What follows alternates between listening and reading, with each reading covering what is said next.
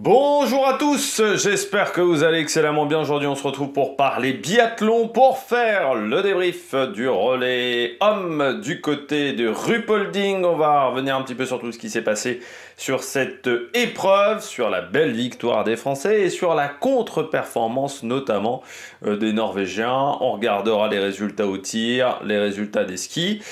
IBU Cup également, ça s'est un peu moins bien passé pour les Françaises. Et un bon Oscar Lombardo qui revient après un syndrome d'éloge. Et puis on parlera également de la liste de départ du relais femmes de demain. N'hésitez pas à vous abonner à la chaîne, à réagir dans les commentaires, à mettre un pouce bleu, à partager la vidéo sur les réseaux sociaux, notamment auprès de vos proches, si vous pensez que ça peut les intéresser.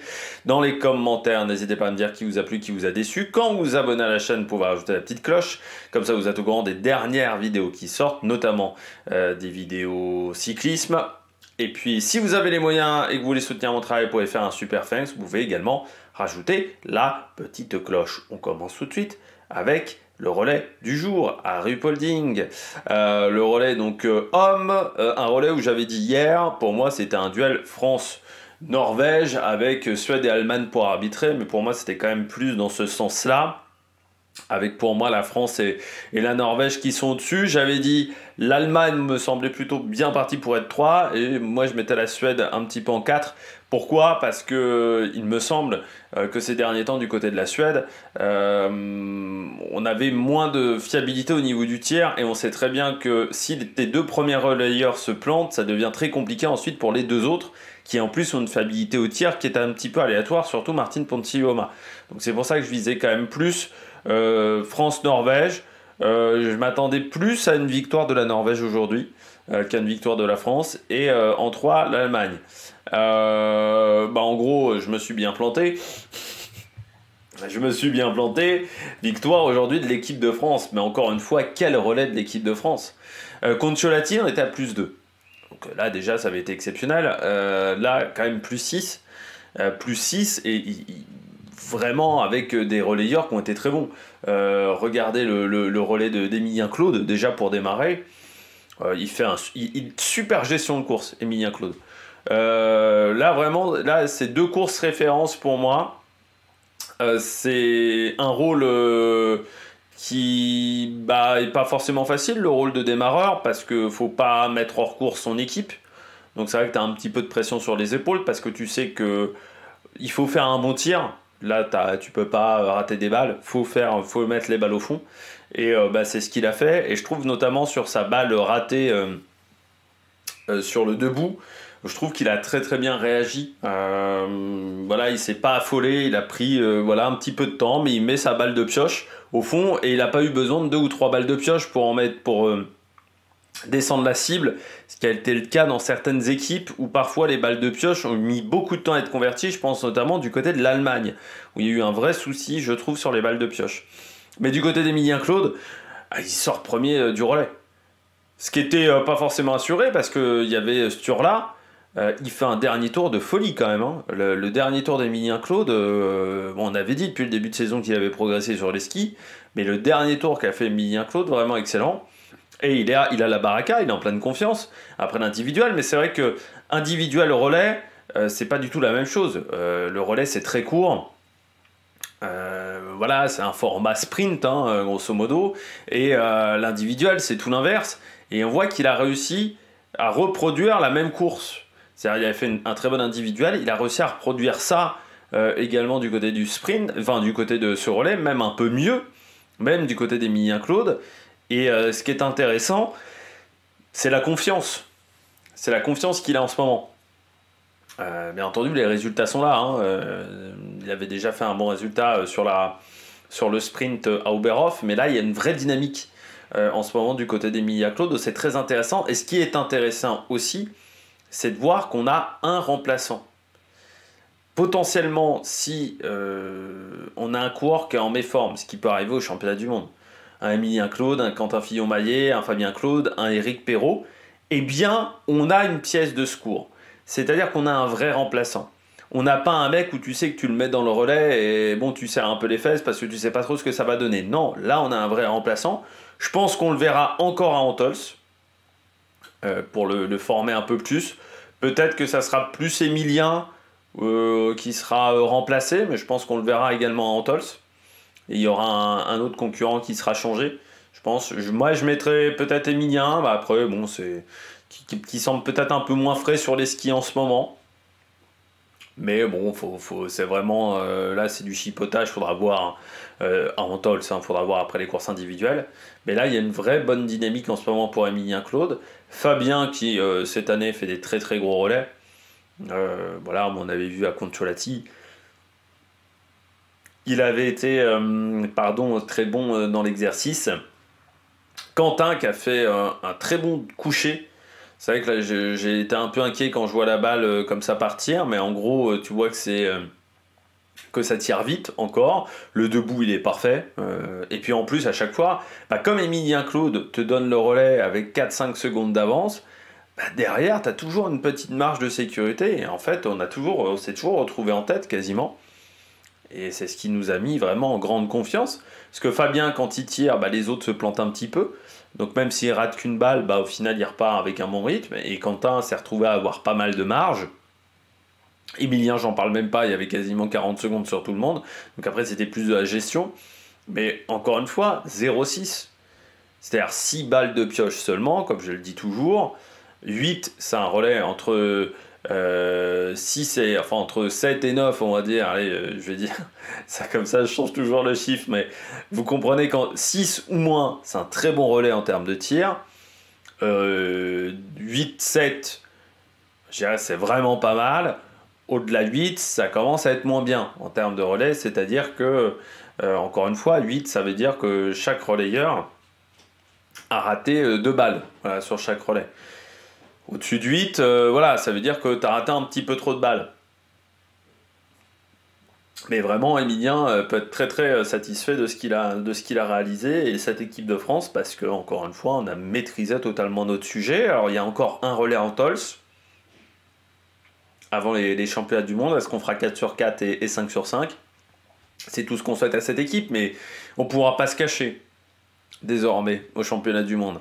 Voilà, on aurait pu, si on avait perdu aujourd'hui, on aurait pu se dire bon bah ouais, la Norvège est favorite, Là, c'est pas forcément le cas, donc ça va être intéressant à suivre.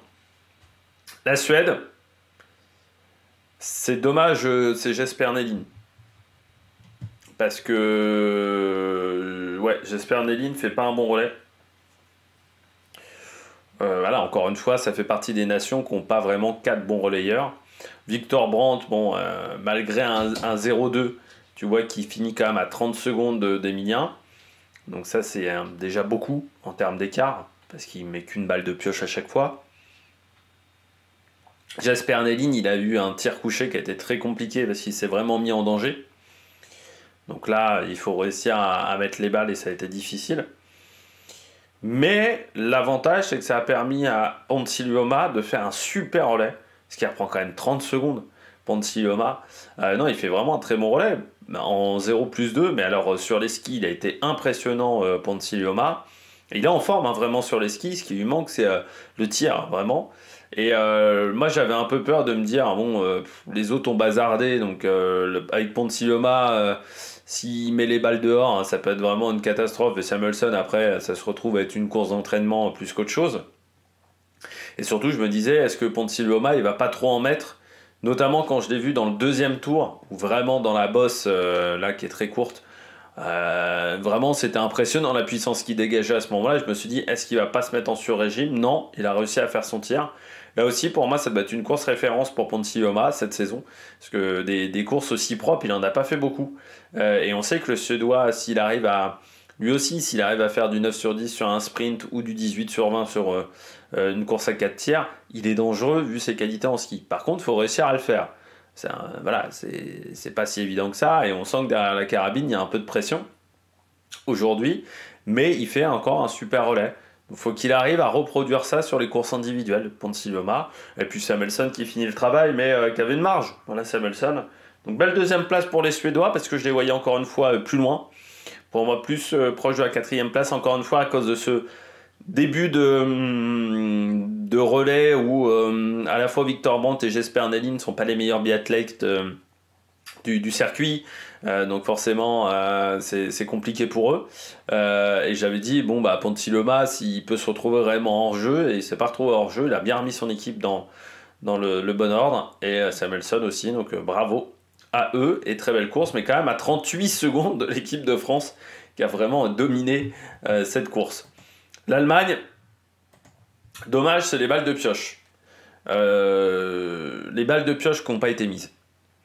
Ça va énerver, je pense, le coach de tir allemand. Parce qu'il y a eu pas mal de balles de pioche qui auraient pu être évitées. Rittmüller, je crois, Navrat, oui, qui se reprend à 2 fois. Voilà, quand il y a... Des fois, il n'y avait qu'une cible qui était manquante et il a fallu des fois 2, 3 balles pour la faire sauter. Donc ça, c'est pas normal. Normalement, les balles de pioche, il faut les mettre. C'est ce que disent tous les coachs de tir. Normalement, une balle de pioche, ça se met. Et ça ne se rate pas. Et là, les Allemands, ils ont raté trop de balles de pioche. C'est pas un bon relais au niveau du tir. Parce que 0,14, ils peuvent pas être satisfaits. Alors, ce qui est intéressant quand même dans ce relais, alors que le chat a décidé de rentrer dans la litière, comme souvent, c'est qu'on a un Justus Trello qui a tiré encore extrêmement vite et quand même avec une fiabilité. Encore une fois, 0,2, c'est plutôt un bon relais de sa part. Par contre, c'est derrière où vraiment, encore une fois, ces balles de pioche qui n'ont pas été mises, ça a dû énerver pas mal le coach de tir allemand parce que c'est quelque chose qu'il ne faut pas faire. Normalement, une balle, ça se met. Voilà. Et ça, c'est un petit peu dommageable. Bon, on va passer au gros morceau de cette vidéo, la Norvège. Que dire de la Norvège? Je ne sais pas ce qui s'est passé du côté de la Norvège. Je ne sais pas ce qui s'est passé parce que dès ce tour-là, je me dis, ah, je les sens pas ces Norvégiens. Et pourtant, ce tour-là fait pas un mauvais relais, mais je sais pas, j'avais une sensation comme ça de pas de sérénité, voilà. Et même quand tu vois Sigrid Massé, c'est-à-dire que ça commence dès l'attitude de Sigrid Massé où tu sens que là, c'est pas détente. C'est pas détente du tout sur ce relais. Je sais pas pourquoi, peut-être parce que voilà, il a pas aimé la course qu'il a vue de certains sur le sprint. Enfin, je sais pas, mais il y avait tu sentais qu'il y avait une pression sur les épaules, qu'il n'était pas comme d'habitude, Sigrid Massé. Et ce tour-là, je le trouve pas hyper détendu derrière la carabine. Je trouve que c'est pas un tir facile, son coucher, à ce tour-là, alors que normalement, ce tour-là, le coucher, il maîtrise. Hein. Encore une fois, je vous le dis, c'est comme Lou Jean Monod, sur le tir, il maîtrise ce tour-là. Et là, j'ai trouvé que c'était compliqué. Alors, Swerum, il passe complètement à côté sur le debout, mais il vendange vraiment à droite, à gauche. Donc là, ça a été son tir est vraiment pas bon. C'est-à-dire que il y a 2 tours de pénalité, mais quand vous voyez même les 5 premières balles, c'est vraiment un tir dégueulasse. Hein. Vraiment, il y en a une qui part à droite, l'autre qui part à gauche. Toujours tendance un petit peu haute. Alors que, bon, encore une fois, sur l'individuel, il avait été parfait. Donc lui, il n'a pas réussi à reproduire la même chose. Après, il s'est peut-être mis un peu trop de pression sur les épaules. Parce qu'on sait que la place... Les places sont chères en équipe de Norvège, chez les garçons. Et surtout, là, cette année, il y a des opportunités. Parce que c'est vrai que pendant très longtemps, le relais était un petit peu bloqué. C'est-à-dire, tu avais les frères Beu, Sturla. Et en gros, c'était soit Dalleux, soit Christiansen. Bon, cette année, on a redescendu Dalleux en 2e division. Bon, là, il vient de remonter. Christiansen n'est pas au top. Donc, les autres Norvégiens qui visaient pas tout de suite de monter sur le relais se disaient, bon, je monte dans le relais dans 2 ou 3 ans, peut-être pour la prochaine Olympiade, mais pas pour celle de Turin. Pardon. Enfin, plutôt de Milan même que Turin. Et bien là, ils se sont dit, là, il y a une opportunité. Il y a une opportunité vraiment d'aller chercher les résultats, de faire vraiment les très bonnes choses. Et en fait, quand on regarde, Swerum, je pense qu'il s'est mis la pression. En plus, il tire. C'est vrai qu'il y a une masse d'air. Le tir était plutôt stable, mais à quelques moments, il y a eu des petites masses d'air pour les concurrents. Et notamment, au moment où Swerum fait son debout, il y a une masse d'air. Et il fait un très mauvais tir. Il passe à côté. Alors Tariebeu, là aussi, assez incroyable le debout de Tariebeu. De toute façon, vous voyez que quasiment toutes les erreurs, c'est sur le debout. Hein. Le coucher a été réussi, même très bien réussi. Hein. Une seule balle de pioche seulement. Par contre, le debout, ça a vendangé. Et Tarier, pareil, son tir est pas bon. Mais encore une fois, alors déjà Tarier sur les skis, je ne trouvais pas exceptionnel. aujourd'hui. Parce que je trouve pas qu'il fasse un super relais sur les skis. Et le tir, ouais, là, il vendange aussi, hein, Tarier, donc très compliqué. Et Johannes, de toute manière, il n'y avait plus grand chose à jouer quand il fait le debout, hein. Il sait que les mecs devant se sont barrés. Je pense qu'il essaye de tirer très vite pour se dire, bon, bah pourquoi pas, je tente, mais bon. Et Tarier, il a quand même fait une erreur de débutant. Il a regardé la cible d'à côté, en même temps qu'il tirait. C'est une erreur de débutant, ça. Normalement, tu te concentres sur ta cible, tu regardes pas ce que font les autres. Tu restes un peu dans ta bulle quand tu fais un tir. Parce que tu peux pas faire 10 000 trucs en même temps. Un tir, ça demande énormément de concentration. Et là, Tarier, je sais pas, il regardait à côté, il regardait à droite, à gauche. C'était assez surprenant, voilà, l'attitude de Tarier. La Slovénie, ils sont pas passés loin vraiment du podium. C'est dommage, Lovro Planko, qui fait un debout où, voilà, en plus, la deuxième balle, il a quand même beaucoup de mal à la mettre. La deuxième balle de pioche, il met beaucoup de temps. C'est dommage parce qu'il faisait jusque-là un super relais. Jakob Fak a fait un relais à 0 faute, mais aussi à Winmar, qui lui m'a vraiment surpris aujourd'hui. Donc c'était vraiment un très très bon relais de la part des deux. Mais Lovro Planko, qui pourtant avait fait des très bons relais les dernières fois, là a eu du mal à finir. Ça reste quand même un relais solide, hein, 0,6. C'est quand même du lourd. Et puis l'Ukraine également, 0,7. Bon, on sait que l'Ukraine sur les tirs, ça marche toujours bien. Dommage Djurchenko, parce qu'en fait c'est presque ton leagueur qui te met en jeu. Taras Lisiuk, lui, fait un super tir. Manzin, pareil. Pridushny, ça passe. Bon, voilà, dommage. Djurchenko, il y a une erreur en trop. Et tu vois que 15 secondes en moins, de toute manière, le podium n'était pas jouable non plus. Hein, donc c'est pas une grosse déception de ce côté-là. République tchèque, ensuite. Ouais, Hornig, qui avait déjà fait un bon individuel, qui a continué. Et puis après, à part Krashmar qui fait plus 4, les autres en sont très très bien sortis. Donc voilà, pas mal. Et puis Autriche, Estonie également un tour de pénalité. L'Autriche qui fait 0,9. Mais Simon Eder, malgré un 0,2, il se prend quand même 12 secondes dans la vue. Donc ça c'est un peu dommageable. Et puis la Suisse, 11e seulement, pourtant 0,9, ce qui est loin d'être catastrophique. Après, on n'avait pas mis Niklas Hardweg, on avait tenté James Pakal, un nouveau, et il a eu un relais compliqué avec 3 erreurs sur le coucher, donc tout de suite tu te retrouves à 2 minutes, et on voit qu'à la fin ils sont à 3 minutes, donc ils n'ont pas trop perdu sur la deuxième partie de relais, mais le premier relayeur t'envoie à 1 minute, c'est sûr que tu peux pas faire de miracle derrière. La Belgique, 0,10, c'est pas exceptionnel avec un Thierry Langer qui est quand même en difficulté, je trouve. Après, on sait que la Belgique, ils peuvent jouer sur un relais mixte, mais sur les autres épreuves, c'est un peu plus compliqué. Tero Sepala, 1,11 pour l'équipe de Finlande. Les États-Unis, 0,7. Et puis l'Italie, ça a été la débandade. Après, l'Italie, tu te dis quand même qu'ils sont à 1 an des Jeux Olympiques. En biathlon, il va falloir vraiment que Lisa Vitozzi revienne, hein. Parce qu'on est à 1 an des Jeux. Giacomel, il n'y a pas une progression qui est énorme cette année. Bionaz, c'est encore lui qui met les balles à côté. Hein. Avant, il n'allait pas vite sur les skis, il avait le tir. Maintenant, il va plus vite sur les skis. Mais alors, le tir, c'est devenu une débandade. C'était quand même un tireur fiable, hein, de base, Bionaz. Lucas Hofer, des fois ça passe. Alors là, aujourd'hui, c'est passé, des fois ça passe pas. Mais on sait que sur les skis, il n'y a plus la capacité vraiment de jouer avec les meilleurs. Mais aujourd'hui, les relais déjà, je pense qu'on peut dire que c'est mort. Et même en individuel, ça va être compliqué si t'as pas Lisa Vitozzi. Donc ça peut être vraiment la débandade à Milan pour l'équipe d'Italie qui pourtant avait mis des moyens pour renouveler pour avoir des jeunes concurrents. Sauf que pour le moment, ça ne marche pas. Peut-être aussi des décisions de la fédération qui ne sont pas les meilleures. Et puis après, donc Pologne, Roumanie, Kazakhstan, Slovaquie. On regarde les temps de ski. Du côté de la France, ça a été très bon. Très bon parce que... à part Quentin, mais qui était à l'aveugle, donc c'est pas toujours évident, qui se retrouve 5e parce qu'il était vraiment à l'aveugle. Quentin qui fait pas un super dernier tour, sinon le tir est bon. Fabien, sur le ski, ça s'est plutôt bien passé avec un bon dernier tour. Emilien, là où un dernier tour canon, et puis Emilien Jacquelin, lui a fini tranquillement, où il a assuré du côté de son relais.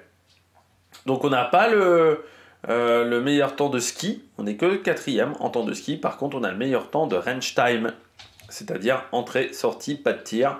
Et là, on a été très efficace par rapport à d'autres nations. Pourquoi? On a un bon range time parce qu'on ne fait pas beaucoup de balles de pénalité, donc on ne s'est jamais mis véritablement en danger avec des doubles fautes.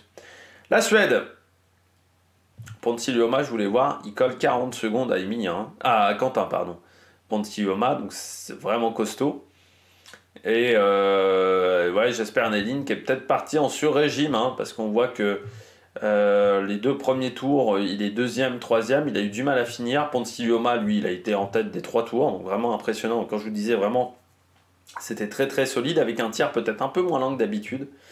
Et puis Samuelsson, qui a bien fini le travail, donc ça fait une 2e place. Justus Trello,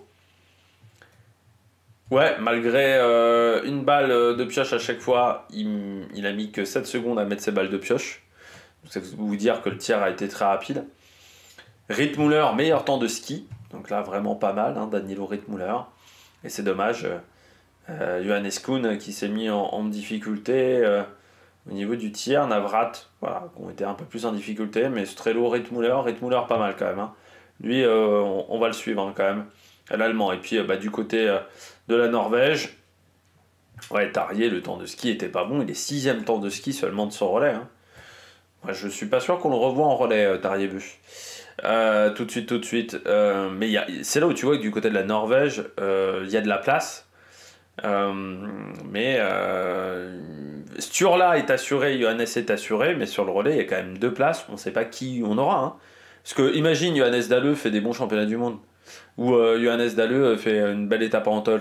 Il peut peut-être faire son retour dans l'équipe. Bon, et ensuite, Tarrier, pour moi, c'est plus assurance tout risque. Donc, tu as Swerum. Mais là, aujourd'hui, c'est quand même bien planté, Swerum. Donc, ça va peut-être un peu refroidir cette équipe de Norvège. C'est ça qui est très compliqué, c'est qu'aujourd'hui, tu ne sais pas qui mettre dans cette équipe. Et tu vois qu'ils mettent quand même 30 secondes de plus au tir, hein, avec toutes leurs balles de pénalité. La Slovénie, le tir le plus rapide. Einstein, quasiment au même niveau que la France. Après, c'est sur les skis. Malgré tout, Anton Vinnar fait vraiment un super relais. Lovro Planko, on voit, voilà, c'est le tir qui a été plus difficile. Hein, il met beaucoup de temps à tirer, ça c'est dommage. Mais les 3 premiers, sinon, ils ont été assez intéressants. Et puis l'Ukraine derrière, 6e aujourd'hui avec des temps raisonnables. Et du côté de l'Italie, je voulais voir, parce que ça a été vraiment compliqué pour l'Italie aujourd'hui en statistique. L'Italie, 18e. Ouais. Giacomel est meilleur temps de tir. Et au moins, il y aura une satisfaction parce qu'il met aucune balle à côté. Par contre, Bionaz, c'est une catastrophe. Lucas Hofer, oui, je disais sur les temps de ski, il n'est plus en capacité de rivaliser. Liasieni, c'est pas top non plus. Donc, ouais, relais très dur. Hein. Très dur pour les Italiens. Allez, on regarde demain. Déjà les sélections. La Suède partira avec Magnusson, Alvarsson et Lesser Robert. Donc je pense que la Suède peut faire vraiment partie des favorites demain. Avec la France, Paula Beauté pour démarrer. Donc on n'aura pas Lou Jean Monod. On tente des choses voilà, sur ce relais. Avec Paula Beauté, Océane Michelon. Donc pas de Jeanne Richard qu'on avait utilisé le week-end dernier. On a décidé de faire un petit changement. Et par contre, Justine Brezas-Boucher en 3. On sait que la position de 3e relayeur, c'est la plus compliquée. 2 et 3, c'est le plus compliqué. Donc, c'est-à-dire qu'on lui dit, on la met face à ses responsabilités, Justine Brezas. C'est-à-dire, traduction, quand on te met en 3, que tu n'es pas en confiance sur le tir, c'est traduction, il va falloir mettre les balles au fond. Voilà, sinon tu plombes l'équipe. Donc, c'est un relais qui peut soit redonner de la confiance à Justine Brezas-Boucher, parce que si elle réalise le plein, ça peut vraiment la relancer. Par contre, si elle ne fait pas le plein, ça peut vraiment l'enfoncer. Donc c'est vraiment, demain, ça va être une journée très importante pour Justine Brezas-Boucher. Puis Julia Simon en 4, un rôle qu'elle a connu en équipe de France assez souvent, d'être en 4e position. C'est toujours un rôle qui est un peu particulier, qui est pas simple, parce que tu peux être complètement hors course pour un podium, déjà, quand elle prend le relais. Mais ça va peut-être lui permettre de se concentrer sur la course et de tenter des choses sur le debout. Par contre, là aussi, on la met face à ses responsabilités, Julia Simon. C'est que si on joue la gagne, elle aura la pression sur les épaules sur le dernier debout. Si on est face à la Suède et l'Allemagne et que c'est très proche, elle aura la pression.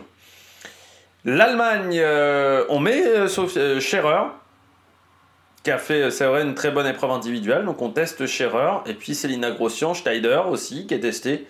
Et Franziska Preuss, du côté de ce relais. Donc pas de Vanessa Voigt, qui était tout à l'heure hors compétition, on va dire, sur l'individuel. Et puis la Norvège, avec Noten, Anne Clive, Kirkeide et Fernsteinwick. Les deux jeunes pour finir du côté de la Norvège.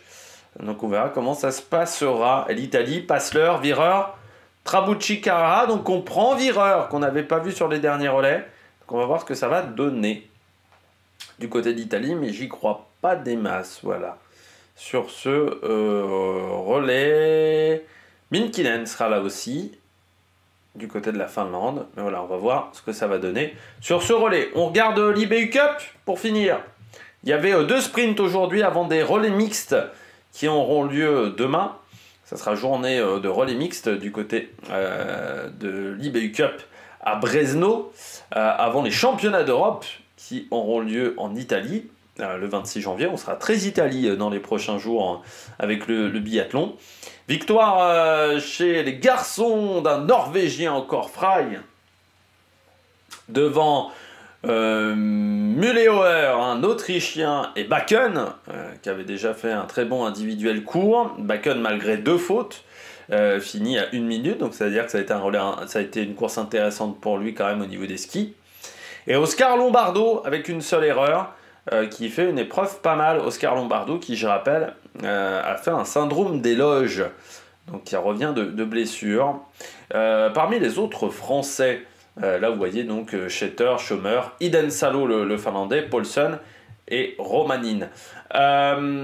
Si on regarde dans les autres Français, donc Lombardo, Broutier 16e avec 2 erreurs, Génie, 3 erreurs, Paturel 3 erreurs, pas un super relais de Paturel, et puis un sprint, je sais pas pourquoi je veux dire relais de peu tout à l'heure.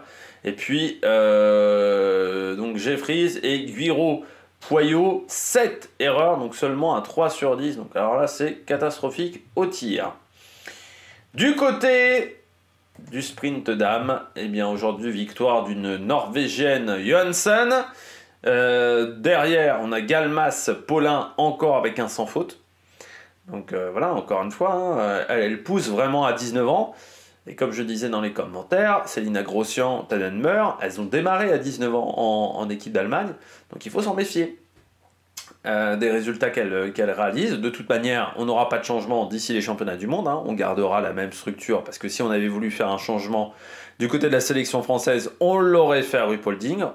Antol, c'est l'après-olympique, presque, et les championnats du monde derrière, on ne fera pas de changement. Par contre, en mars, en plus, des fois, il y a des quotas supplémentaires en mars aussi, donc ça va aider.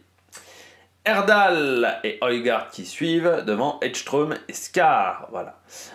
Pour les autres Français, ça a été très très compliqué en sachant qu'il y a un virus qui traîne, mais Sophie Chauveau, 2 erreurs, encore une fois, le tir est loin d'être parfait, et puis 2 erreurs sur le debout.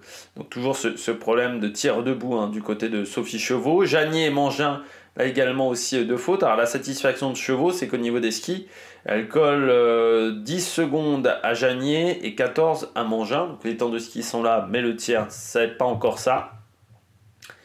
Et puis pour Gilon Guigona, elle n'était pas présente sur ce relais. Voilà, il y avait 2 Françaises qui n'étaient pas au départ pour cause de maladie. Camille Benet et Gilon Guigona, voilà, qui étaient absentes.